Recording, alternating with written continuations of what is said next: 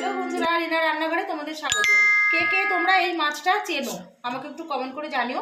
আমি কিন্তু এই মাছটার নাম জানি ঢেলা মাছ। আজকে কি করে ঢেলা মাছ রান্না করব তোমাদের দেখাবো। লাগছে একটু ঢেলা মাছ নিয়েছি, একটু কাঁচা লঙ্কার সর্ষে বাটা নিয়েছি, পরিমাণ মতো নুন হলুদ আর দুটো টমেটো দেবো, আর ধনে পাতা নামানোর আগে দেখলি। কড়াই গরম হয়ে গেছে, দিয়ে দিলাম সর্ষের তেল। এই মাছ কিন্তু সর্ষের তেলেই করবে, সর্ষের তেলে বেশি টেস্ট হবে।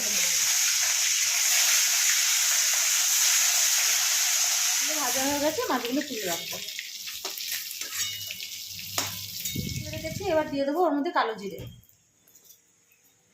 কালো জিরে ভাজা ভাজা হলে টমেটোগুলো দিয়ে দেবো। এবার দিয়ে দেবো পরিমাণ মতন লবণ আর হলুদ। লবণটা তাড়াতাড়ি দিলাম কেন, তাহলে টমেটোটা গলে যাবে। গলে গেছে, এবার দিয়ে দেবো সর্ষে কাঁচা লঙ্কা বাটা। দিয়ে ভালো করে কষাবো। মশলা ধোয়া জলটা দিয়ে দেবো, দিয়ে এটা একটু ফুটতে দেবো। মাছগুলোর ভেতরে দিয়ে দেবো একে একে।